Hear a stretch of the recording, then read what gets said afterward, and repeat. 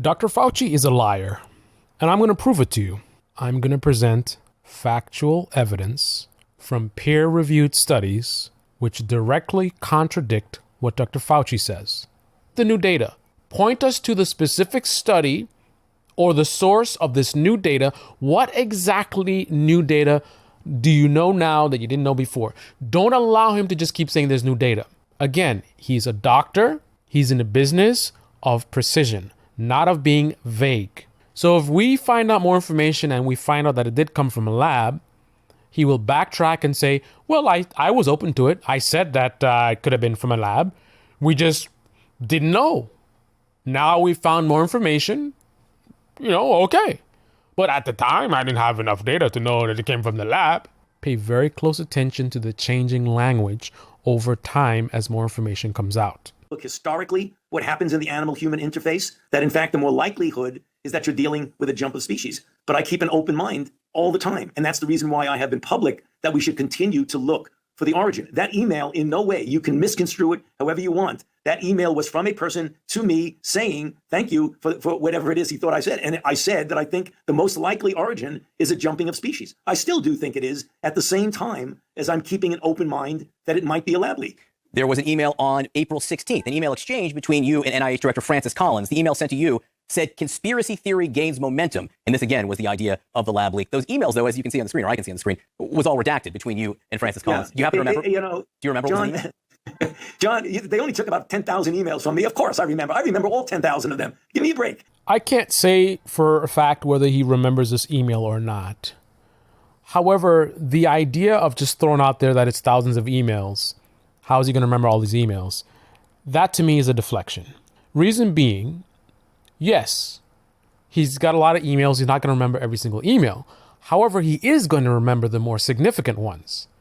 An email that was significant enough to have that level of redactions applied to it, that came from someone very notable, not just some random person, because some of these emails were random people, much more likely for him to remember, especially the fact that it was redacted. What information on there required that redaction? And why doesn't he remember it? Now, I can't say for a fact that he's telling truth or not on this, obviously, but I'm leaning towards he probably does know what's in there. So, but to be clear, you're saying you don't remember. You can't tell us what was in the body of that exchange. I don't remember what's in that redacted, but the idea, I think, is quite far-fetched that the Chinese deliberately engineered something so that they could kill themselves as well as other people. I think that's a bit far. The statement he just made is further evidence that he's not being honest. This is Dr. Fauci. He's leading the effort with coronavirus. He has access to more information than any one of us. He's being attacked. People are saying gain of function, whatever. I've made videos talking about it.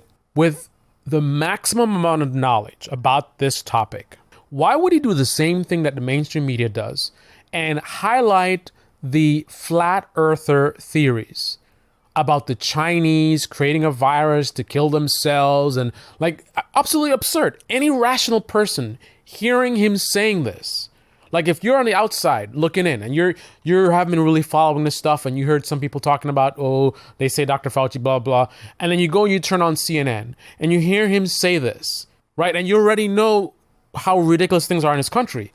You have, these Trump supporters and right-wingers who will say all kinds of crazy stuff, QAnon, whatever. You already know that that's happening in this country. And then you turn on CNN to see what the real story is.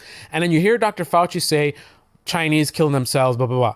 You're going to think, oh, yeah, that's what I thought. It's those crazy right-wingers. But here's the fact of the matter. Why would Dr. Fauci do the same thing mainstream media does and highlight the flat earther ridiculous theories? Why would he not address the most feasible counter narratives to his natural origins? Why would he not talk about what rational people are saying? Rational people are not talking about Chinese killing themselves. We're not talking about bioweapons without any evidence. We're talking about them doing this dangerous research, which the United States government banned, so they knew it was dangerous, And they banned the funding of it. So they were funding it, even though he's been playing games like we haven't been funding it.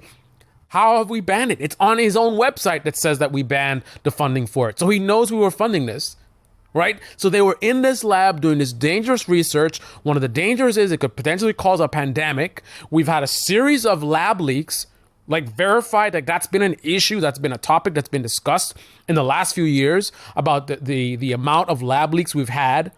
So they're doing dangerous research. We have a ton of lab leaks. And then we have just another lab leak, in this case at Wuhan, where they're doing the gain of function, and it escapes. The same way we've had other lab leaks. Someone in the lab gets exposed. They go outside of the lab. They don't follow procedures, or it's not at the appropriate security level. There's this BSL-4, I think it's called, and it's BSL-2 laboratory. So sometimes the security level is not appropriate for the risk of what they're doing. Or somebody just screws up with the protocol and they get infected. They leave the lab and then it infects someone else. So again, what is the logical reason why someone as intelligent as Dr. Fauci, this is an award-winning doctor, why would he even bother to reference the most ridiculous plots? Why is it that everyone who's defending Fauci keeps doing this? Bioweapon, Chinese killing themselves. Why do they insist on talking about the craziest theories? What is there fair about discussing the very rational and plausible lab leak theory where it's just a mistake? It wasn't intentionally done. What is the logic behind that?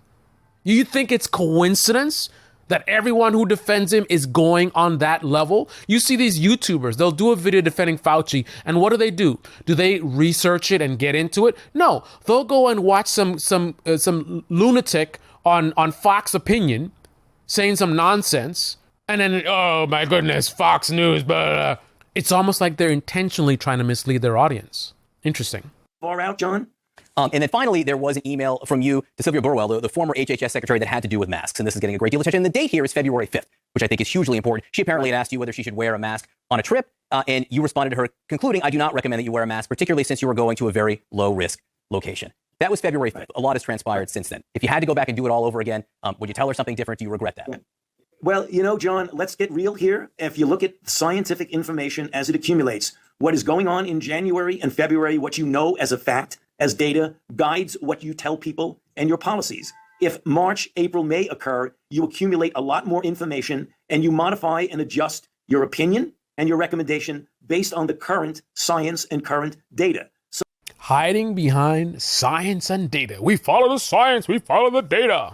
This is his go-to deflection tactic. New data, there's new data. We adjust as the new data comes in.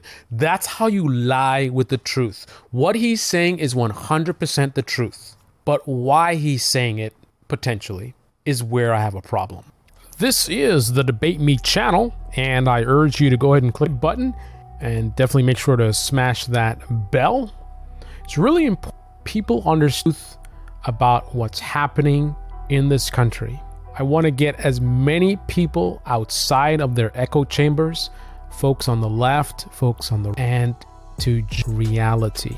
We want to expose the lies of the Democratic Party, the Republican Party, mainstream media, the partisan propagandists, YouTubers on the left and on the right.